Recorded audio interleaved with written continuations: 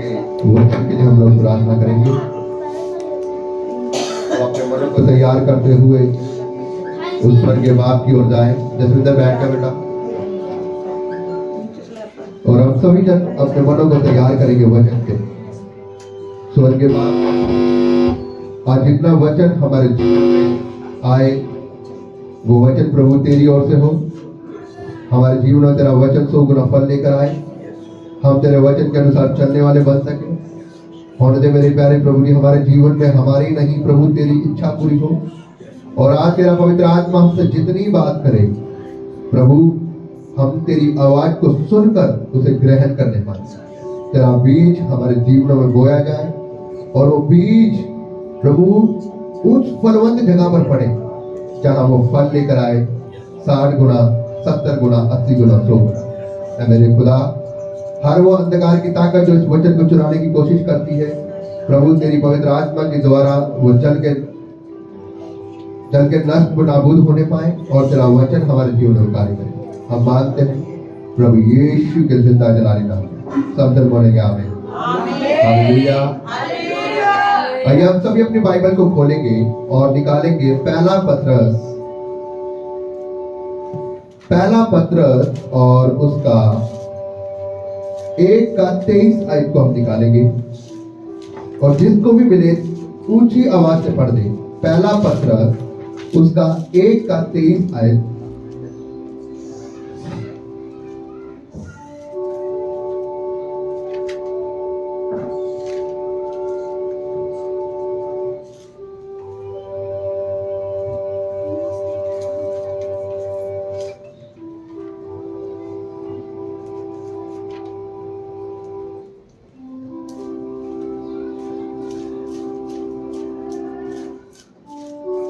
Yes.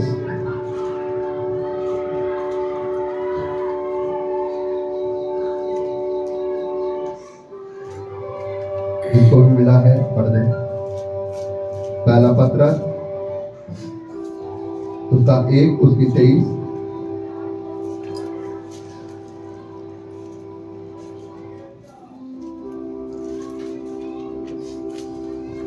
Page number 335।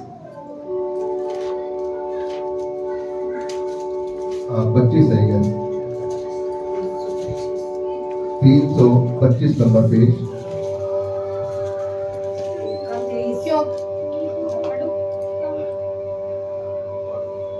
क्योंकि तुमने नाशवान नहीं पर अविनाशी बीज से परमेश्वर के जीवते और सदा ठहराने वाले वचन के द्वारा नया जन्म पाया है। क्योंकि हर एक प्राणी घास के समान है और उसकी सारी शोभा घास के फूल के समान है। घास सूख जाती है और फूल झड़ जाते हैं, परंतु प्रभु का वचन युगान युग स्थिर रहता है। आमीन। हालेलुया। क्या कह रहा है परमेश्वर का वचन? हर एक प्राणी क्या है? क्योंकि तुमने कौन सा नाशवान नहीं, कौन सा भी पाया है? नाशवान नहीं परंतु अविनाशी बीज से परमेश्वर के जीवते और सदा ठहरने वाले किसको पाया है? वचन को पाया है। हालेलुया। हालेलुया।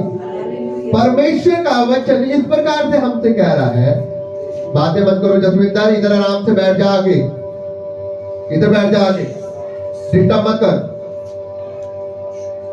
बाइबल में इस प्रकार से लिखा है, क्योंकि तुमने नाशवान नहीं परंतु अविनाशी बीज से, किससे? नाशवान नहीं परंतु अविनाशी बीज से परमेश्वर के जीवते और सदा ठहरने वाले वचन के द्वारा नया जीवन पाया। हालेलुया। इस वचन को, इस आयत को ध्यान से सुनिएगा। अविनाशी बीज से परमेश्वर के जीवते और सदा ठहरने वाले वचन के द्वारा तुमने क्या पाया है? तो परमेश्वर के वचन के द्वारा सदा जो ठहरने वाला वचन है, वो वचन, वो बीज जो आपके अंदर आता है, ठहराने वाला वचन आपके अंदर आया और आपने क्या पाया है? नए जन्म को नया जन्म पाया। और जब आप नया जन्म पाते हैं तो आप उन लोगों के समान नहीं रहते जो कि नाशवान होकर अपने जीवन में चलते हैं। मेरे भाइयों बहनों, बाइबल इस प्रकार से कहती है, परमेश्वर चाहते हैं कि इंसान के अंदर कुछ आदतें होती है और वो ये चाहते हैं कि उसके अंदर कुछ ऐसी आदतें हो जो कि उसको ब्लेस करे, उसको नाशवान नहीं परंतु अविनाशी बनाए। हर एक इंसान के अंदर कुछ आदतें ऐसी होती है, कुछ अच्छी आदतें और कुछ बुरी आदतें। उसी प्रकार परमेश्वर चाहते हैं कि आपके अंदर ऐसी आदतें हो जो कि आपको नाश नहीं परंतु अविनाशी बनाए। जो बीज आपके अंदर परमेश्वर के वचन के द्वारा बोया जाए वो आपको नाशवान नहीं परंतु अनंत जीवन की ओर ले जाए। हालेलुया। अगर आप बाइबल में पढ़ते हैं तो यहूदा के अंदर एक ऐसी आदत थी चोरी करने की। आप उसे ये नहीं कह सकते कि शैतान उससे चोरी कराता था। हाँ, आप उसे ये नहीं कह सकते कि शैतान यहूदा को उस्काता था चोरी करने के लिए। क्या शैतान उसे उस्काता था? क्या आपको शराब पीने के लिए शैतान बोलता है? क्या आपको बीड़ी पीने के लिए शैतान बोलता है? कुछ आदतें ऐसी होती है कि इंसान जानबूझकर उस आदत को करता है और वो नाम बाद में शैतान का लगा देती है, तो शैतान ने मेरे साथ में कर दिया। हालेलुया। कितने लोग मेरी बात को समझ पा रहे हैं? कुछ आदतें हमारे अंदर ऐसी होती है कि हम जानबूझकर शैतान के नाम को बिलीव कर देते हैं और शैतान बोलता है कि मैंने तो ये काम किया भी नहीं, ये तो मेरे मतलब में मुझे बदनाम करने में लगा पड़ा है। हाँ, ये तो वैसे मेरे नाम का प्रचार करने में लगा पड़ा है, ये काम तो यार मैं कर भी नहीं रहा। उसी प्रकार से यहूदा चोरी करता था, हमेशा पैसों की थैली उसके पास रहती थी और वो चोरी करता था। लेकिन बाइबल इस प्रकार से बताती है कि यहूदा के अंदर शैतान नहीं था, लेकिन उसकी उस आदत के वजह से शैतान उसके अंदर समाने पाया। हालेलुया। इसका मतलब यह है कि जब आपके अंदर कुछ बुरी आदतें होती हैं, आप उन बुरी आदतों की वजह से शैतान को अपनी जिंदगी में प्रोवाइड करते हो, आप इनवाइट करते हो। कितने लोग मेरी बात को समझ पा रहे हैं? जब हमारी आदतें कुछ बुरी होती है तब हम शैतान को इनवाइट करते हैं। इसीलिए परमेश्वर का वचन कहता है कि इंसान के अंदर आदतें जो होनी चाहिए वो अच्छी कुछ आदतें होनी चाहिए, बुरी हैबिट नहीं। यहूदा के पास पैसों की थैली रहती थी और वो उसमें से कुछ चोरी किया करता था, लेकिन वो शैतान नहीं करवाता था। लेकिन हाँ, जब प्रभु यीशु मसीह ने उसे रोटी का टुकड़ा तोड़कर दिया तब शैतान क्या हुआ? उसके अंदर एंटर हुआ। हालेलुया। और क्यों एंटर हुआ? उसकी उस चोरी करने की आदत की वजह से शैतान उसके एंटर करने पाया उसके अंदर। हालेलुया। क्योंकि मेरे भाइयों बहनों, यदि आप किसी की और गलत निगाहों से देर ही देखेंगे तो शैतान आपके अंदर एंटर नहीं कर सकता। यदि आप किसी की चुगली नहीं करेंगे तो शैतान आपके अंदर एंटर नहीं कर सकता। इसका मतलब यह है कि आपकी बुराइयां, आपकी बुरी आदतें शैतान को मजबूर करती है कि वो आपकी जिंदगी में आकर लोक झोंक करे। हालेलुया।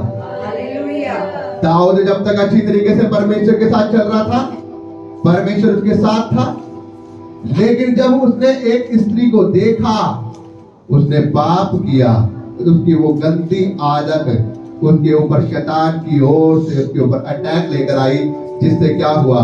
उसका बेटा हुआ और वो मारा गया। हालेलुया। हालेलुया। शाऊल राजा जब तक परमेश्वर के साथ चला अच्छा चला, लेकिन जब उसने क्या किया? परमेश्वर की आज्ञा को तुच्छ कर उसकी उस गलत आदत ने क्या किया? उसको हरवाया, वो अपनी तलवार से मारा गया। और वो भूत सिद्धि करने वाली, एक जादू टोने वाली औरत के पास जाकर पूछता है कि मुझे बता, क्या ये जो लड़ाई में लड़ने वाला हूं, क्या मैं जीतूंगा या नहीं जीतूंगा? उसकी उस गलत हैबिट ने उसको हरवाया। हालेलुया। कितने लोग मेरी बात समझ पा रहे हैं? मैं क्या समझाने की कोशिश कर रहा हूं? आपकी एक गलत आदत शैतान को आपके जीवन के अंदर प्रवेश करती है। यदि आप दिया ना जलाएं, हाँ, ऐसी ऐसी जगहों पर जाकर दिया ना जलाएं, तो मुझे नहीं लगता कि शैतान आपके अंदर प्रवेश करने में। क्या हुआ था उस दिन, आप बताएं। जब मैं पंजाब गया हुआ था, आपकी बेटी ने मुझे रात को फोन किया था कि पास्टर जी, मेरी बेटी है और उसके अंदर रात को कुछ ऐसी चीजें आ गई है कि बहुत ज्यादा बस से बाहर होने लगी है। ऐसा क्या हुआ था जब आपके ससुर ने उसके गले में वो धागा डाल दिया था? क्या हुआ था, आप अपने बता सकते हो अपने शब्दों में? मैं पंजाब में था उस समय, मीटिंग के लिए गया हुआ था और आपका फोन आया था मुझे रात को 2-2:30 बजे। हम थे बाहर का ही कमाने जा रहे थे। हाँ जी। मैं बताइए उस तरफ, तो मैंने आपको फोन किया था, मैं पास्टर जी मेरी लड़की को ज्यादा तबीयत सी खराब हो रही है, आप कैसे बाहर हो रही है, शैतान ज्यादा उसको परेशान कर रहा है। तो आपने कहा कि मैं पंजाब में हूँ, लेकिन फिर भी मैं प्रार्थना करता हूँ। फिर आपने प्रार्थना करी, उसके गले में मेरे पापा ने धागा सा बांध दिया था, कोई कहीं पीर का दरगाह का, उससे धागा हुई थी। सुनो, अब यहां पर वो बेटी परमेश्वर की हजूरी में आती नहीं, परमेश्वर की हजूरी में वो आती नहीं, परमेश्वर के साथ वो चलती नहीं, लेकिन उसके माता पिता क्या है, विश्वास में। लेकिन मैंने उसे कहीं बार कहा कि परमेश्वर की हजूरी में चलना जरूरी है, परमेश्वर के साथ रिश्ता कायम करना जरूरी है, क्योंकि जब तक तुम पवित्रता में नहीं चलोगे, जब तक तुम परमेश्वर के साथ नहीं चलोगे, शैतान आपकी जिंदगी में अटैक करेगा। क्यों? क्योंकि ये आपकी गलत हैबिट है। और उस बेटी ने परमेश्वर के आगे को ना मानकर क्या किया, उसने ऐसी गलतियों को दोहराया जो कि परमेश्वर ने उसके ऊपर हाथ उठाया और शैतान ने क्या किया, उसकी जिंदगी में एंटर किया। क्योंकि वो परमेश्वर के साथ ना चलते हुए वो अपने फैमिली के, अपने दादा के साथ ज्यादा लगाव रखते, क्योंकि मैंने जब भी देखा वो उसके घर में देखे। और दादा क्या करता है अन्य जगहों पर, हाँ, आपको एक तरफा होना होगा, या तो आप परमेश्वर की ओर हो जाओ, या आप समझ रहे मेरी बात? कोई मनुष्य दो स्वामियों की सेवा नहीं कर सकता, या तो वो एक को प्रेम करेगा और दूसरे को तुच्छ जानेगा। इसी प्रकार से बाइबल भी कहती है कि जहां तेरा धन है वहां तेरा मन लगा रहेगा। हम एक कुएं से दो तरीके के पानी नहीं देख सकते, या तो उस कुएं में से खारा पानी निकले या मीठा पानी, या तो वो परमेश्वर के साथ चले या तो फिर वो अन्य जगहों पर चले।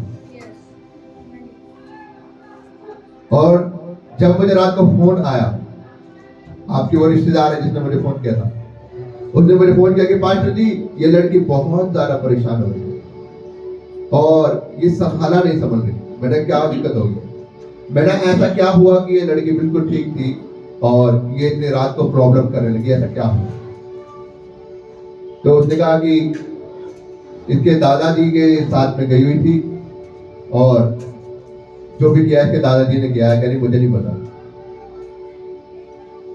और कह रही उसके बाद अब ये सबर से बाहर हो। तो मैंने उसी समय फोन पे प्रेयर करी, थोड़ी देर बाद मैंने फोन किया, लड़की कैसी? उसने कहा ठीक है। अब थोड़ी देर बाद जब मैंने फोन किया कि लड़की कैसी, वो कह रही कि ठीक है, लेकिन थोड़ी देर बाद फिर फोन आया, पास्टर जी उसकी फिर हालत वही होगी। मैंने अब क्यों हो गई?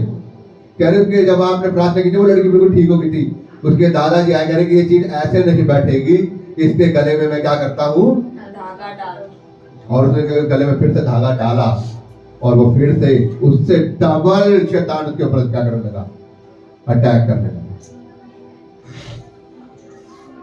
बाइबल इस प्रकार से बताती तुम्हारा शरीर पवित्र आत्मा का, आप उसे ऐसी चीजों को प्रदान नहीं कर सकते जो परमेश्वर ने आपको देने के लिए नहीं कहा। परमेश्वर ने कहा कि तुम्हारा शरीर पवित्र आत्मा का मंदिर है, मैं तुम्हारे अंदर वास करता हूं।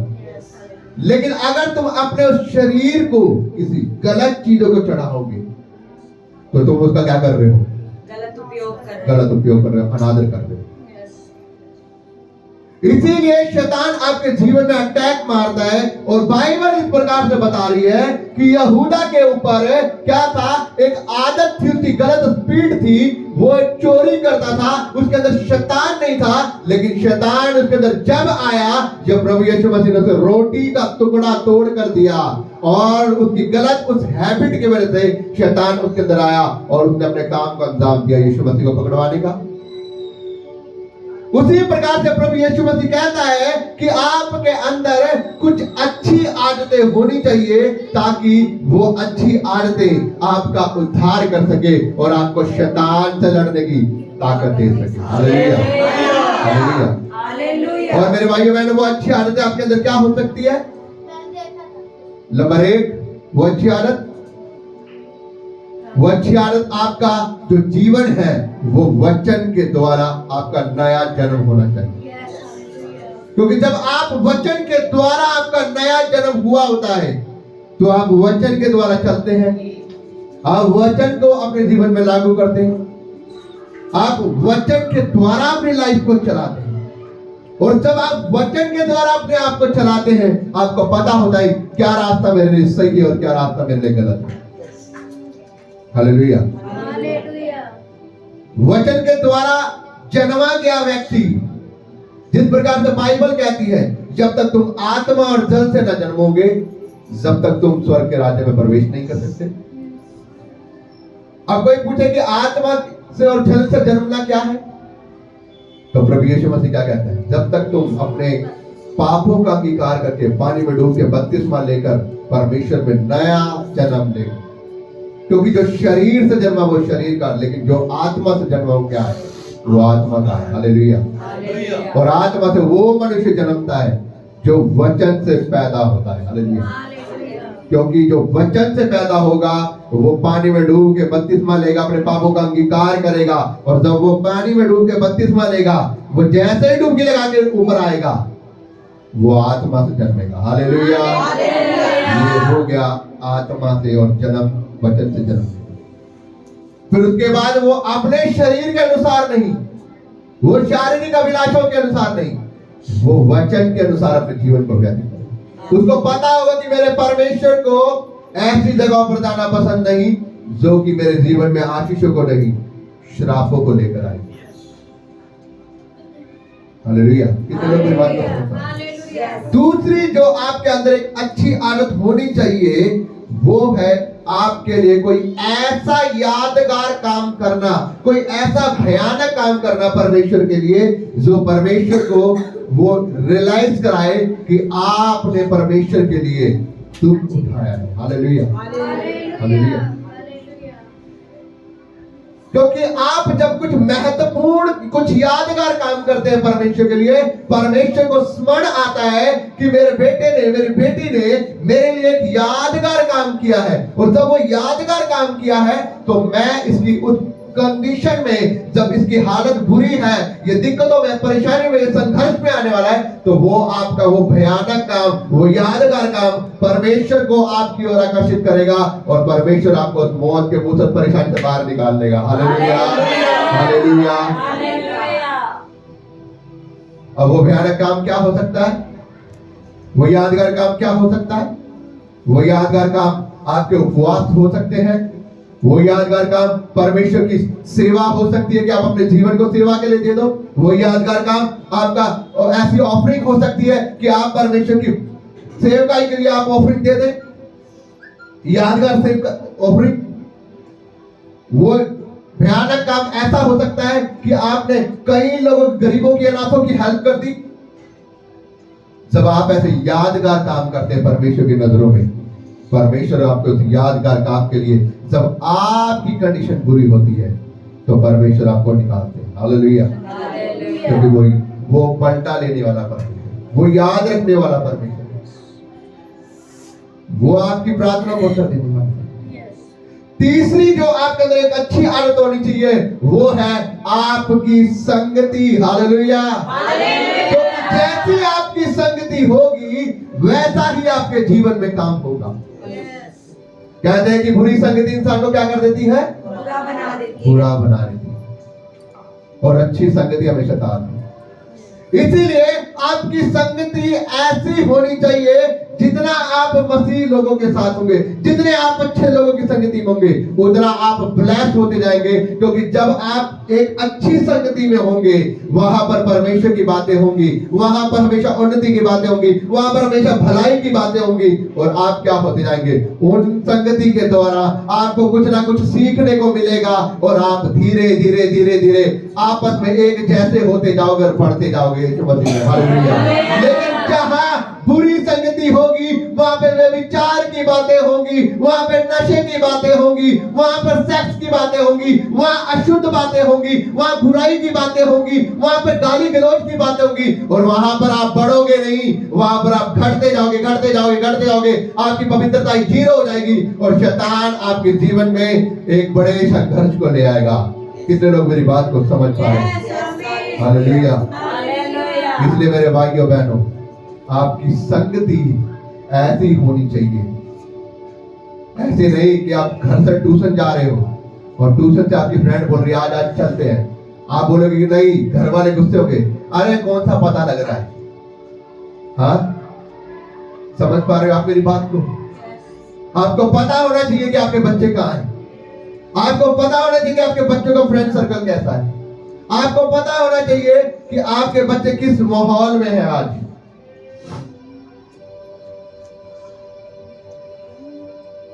क्योंकि हमारी संगति जो है, हमारी संगति हमें बढ़ा देती है, हमारी संगति हमें गिरा देती है।